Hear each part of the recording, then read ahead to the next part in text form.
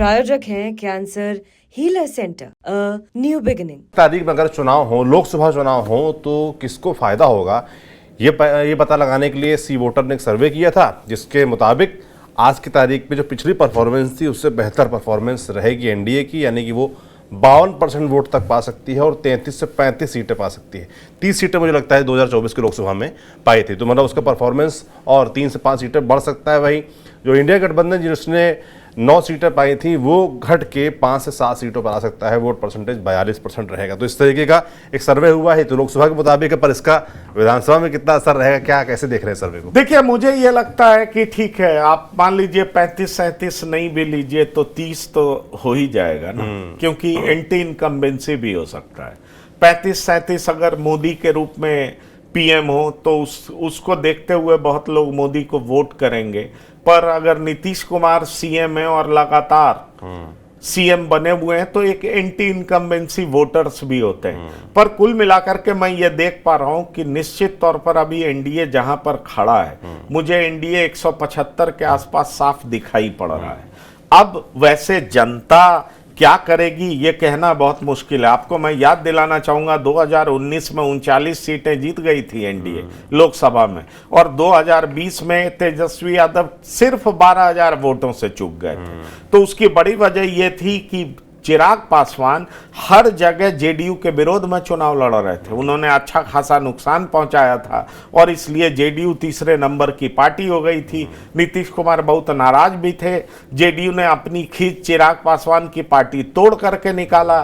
कई बार चिराग पासवान ने इस बात को सार्वजनिक रूप से बयां भी किया, लेकिन अब सब एक हो चुके हैं। अब सबको लगता है कि नहीं, एनडीए का कुनबा बिल्कुल ठीक है, चिराग अपनी सीट लेने के लिए लगे हुए हैं, चिराग बेहतर बार्गेनर हैं। तो सवाल उठता है चिराग को कितनी सीटें मिलेंगी, जीतन राम मांझी को कितनी सीटें मिलेंगी, राष्ट्रीय लोक मोर्चा को कितनी सीटें मिलेगी और जेडीयू और बीजेपी को कितनी सीटें मिलेगी। लेकिन अगर आप जाति के आधार पर देखेंगे तो जाति के आधार पर देखने से आपको यह पता चल जाएगा कि जाति के आधार पर हर तरीके से एनडीए जो जाति समीकरण बनता है, एनडीए महागठबंधन से कहीं ज्यादा ताकतवर है। इस बात को आप जान लीजिए। तो जब एनडीए महागठबंधन से बहुत ज्यादा ताकतवर है तो निश्चित तौर पर जो कैलकुलेशन बिठाया जा रहा है और उसको देखा जा रहा है, तो उस हिसाब से लग रहा है कि एनडीए की सरकार फिर से आएगी।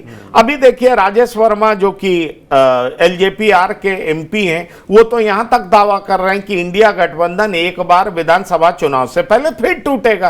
तो सवाल उठता है कि टूटेगा तो कौन टूटेगा, क्योंकि वीआईपी को बड़ा ही वो माना जा रहा है कि वीआईपी पार्टी को अगर एनडीए कुछ ठीक ठाक ऑफर कर दिया तो वीआईपी पार्टी कभी भी इंडिया गठबंधन को छोड़ करके एनडीए के तरफ आ सकती है। अब जो वीआईपी पार्टी क्लेम करती है कि हमारे पास 7% वोट है, अगर वो वीआईपी पार्टी इधर आती है तो साफ साफ पलड़ा भारी एनडीए का हो जाएगा।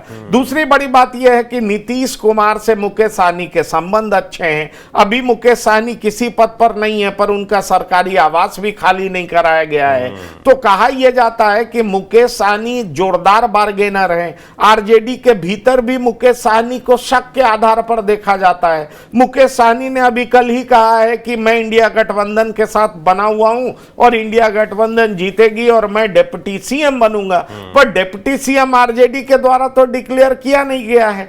ऐसे में यही तो सवाल उठ रहा है कि आखिरकार मुकेश सहनी करेंगे क्या। पर मुकेश सहनी नहीं भी साथ हैं तो भी आप ये देख लीजिए कि एनडीए गठबंधन बहुत मजबूत दिखाई पड़ रहा है। लेकिन चुनाव में क्या होगा यह देखना बहुत दिलचस्प होगा, क्योंकि महागठबंधन में भी आप देखिए कांग्रेस कैसा परफॉर्म करती है, लेफ्ट पार्टीज कैसा परफॉर्म करती है, वीआईपी कैसा परफॉर्म करती है, पशुपति पारस की पार्टी कैसा परफॉर्म करती है और आरजेडी कैसा परफॉर्म करती है, ये देखना बहुत दिलचस्प होगा। वैसे मैं आपको बता दूं कि ये चर्चा बहुत उठती है कि आरजेडी की स्थिति इस बार बहुत खराब होने वाली है। बोलने वाले साधु यादव भी हैं, सुभाष यादव भी हैं, कह रहे हैं कि पुत्र का शासन आया है, पुत्र के हाथ में नेतृत्व सौंप दिया गया है, मतलब तेजस्वी यादव, और तेजस्वी यादव हरियाणा वाले की सलाह पर चलते हैं। ये खीस भी बार बार निकालते हैं पार्टी से नाराज लोग, दुखी लोग। पर रिजल्ट क्या होगा, जनता क्या चूज करेगी, ये अपने आप में दिलचस्प होगा। लेकिन अगर हम जाति समीकरण को ध्यान में रखें तो उससे साफ दिखाई पड़ता है कि एनडीए बहुत भारी है। बिल्कुल, बाकी जो सर्वे हैं और उनके जो नतीजे हैं वो चुनाव में ज़रूर नहीं कि रिफ्लेक्ट हो, और अभी बहुत वक्त बाकी भी है। तमाम गठबंधन मुझे लगता है बनेंगे, टूटेंगे, बिगड़ेंगे, तो उसके बाद ही तय हो पाएगा कि बिहार की जनता क्या फैसला करती है, खासतौर पर चुनाव के बाद। तो हमारी नज़र लगातार बनी रहेगी। प्रायोजक हैं cancer healer centre, a new beginning.